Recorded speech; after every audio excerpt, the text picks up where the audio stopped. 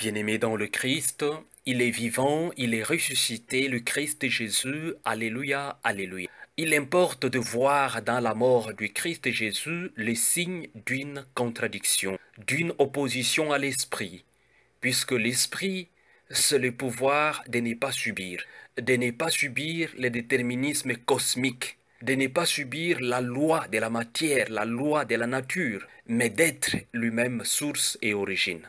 Bien-aimé dans le Christ, Jésus donc est mort pour nous. Cette mort est une mort de substitution. C'est pour nous qu'il est mort. C'est pour nous sauver. C'est pour sauver les gens humains qu'il a pris notre humanité, afin que nous ne puissions plus rester dans la peur, afin que nous puissions comprendre qu'avec Jésus le Christ, la mort n'est pas un terme. La mort n'est pas la fin. Mais la mort devient un simple passage pour nous chrétiens. Bien-aimés dans le Christ, voici que le tombeau est vide. Voici que Marie-Madeleine cherche en vain un corps embaumé. Il n'a pas été livré à la corruption. Jésus n'a pas été livré à la corruption. Son corps n'a pas été livré à la corruption. Il est vivant. Il est ressuscité. Il est parmi les hommes. Il est parmi les femmes. Il est parmi les vivants. Il nous attend. Nous le verrons là où il nous a donné rendez-vous. Jésus nous donne rendez-vous dans notre vie ordinaire. Il nous donne rendez-vous dans notre vie quotidienne. Il nous donne rendez-vous dans toutes les activités de notre vie. N'ayons pas peur d'accepter son invitation. Il est vivant. Il n'est plus au cimetière.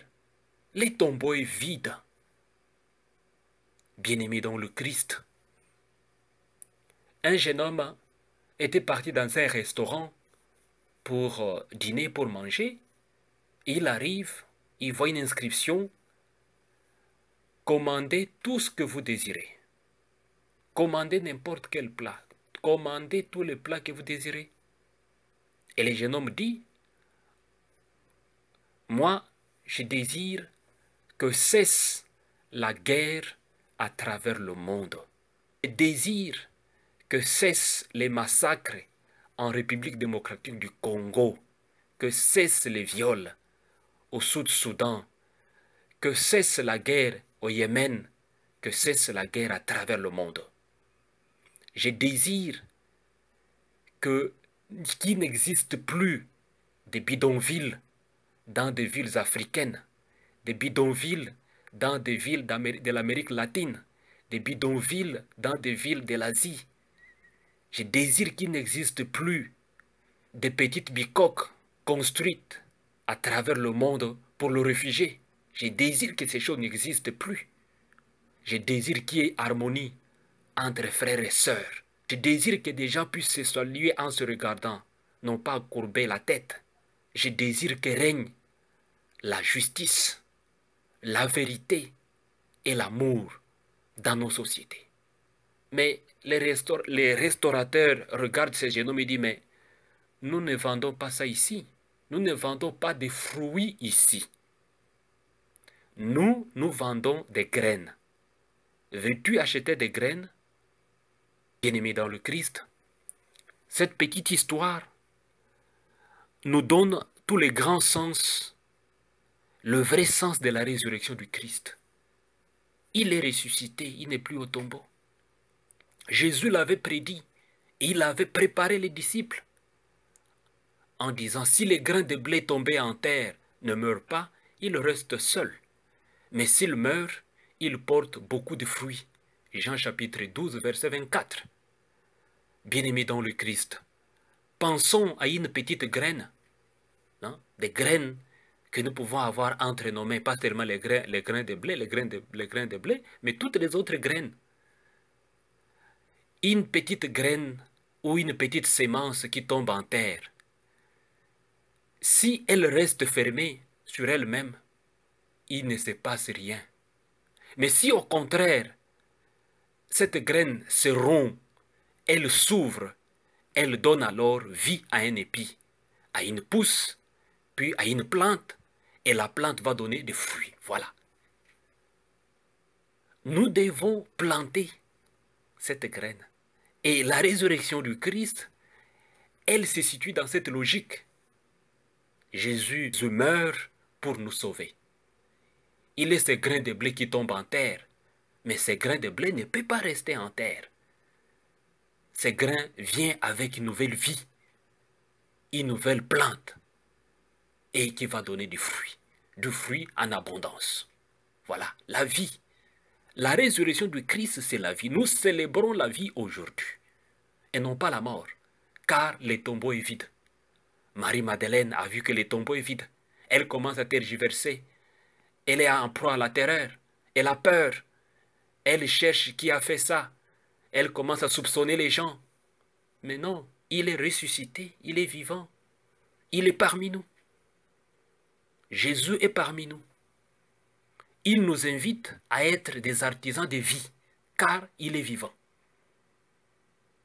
Il est vivant.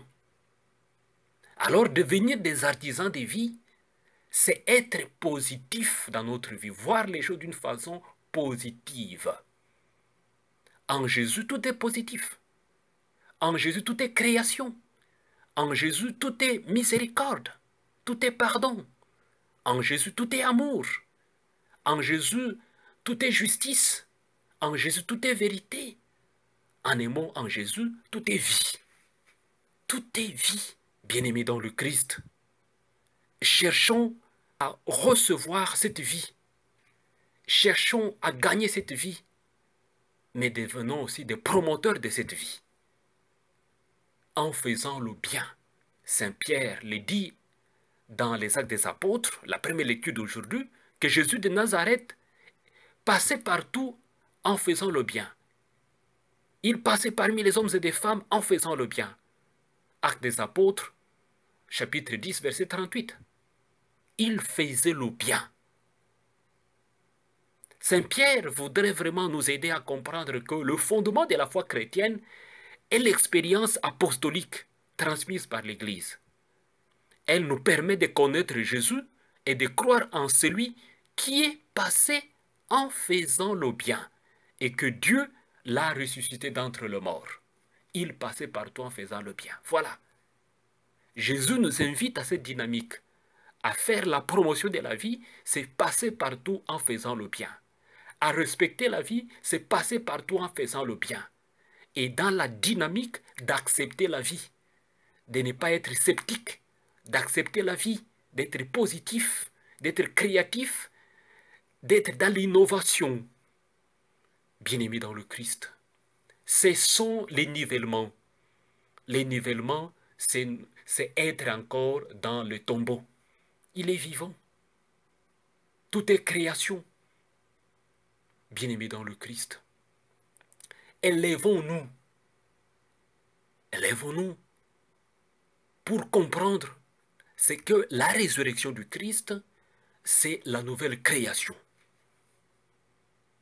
Si nous voulons donc entrer dans l'esprit de la résurrection, dans la logique de la résurrection, si nous voulons devenir nous-mêmes un vivant cierge pascal qui va allumer pendant 50 jours, non, tous les temps pascal, si nous voulons être ces cierges vivants, il faut que tous nos efforts tendent à quelque chose de positif. Que nous évitions les critiques inutiles, les médisances, les calomnies, que nous évitions d'assombrir la vie des autres par des récits de nos propres infortunes. Cessons de critiquer les gens pour rien. Cessons la médisance. Ayons la capacité d'apprécier. Si nous apprécions des choses d'une façon positive, nous sommes artisans de vie. Jésus est ressuscité, il est vivant. Il nous invite à cela. N'ayons pas les scrupules de ternir la splendeur de la vie par un quelconque négativisme. Ne soyons pas négatifs. Ne soyons pas négatifs. Le bien reste le bien. Apprécions le bien. C'est cela que nous voulons demander en ce dimanche bien-aimé dans le Christ, que le ressuscité nous donne la joie de chanter Alléluia.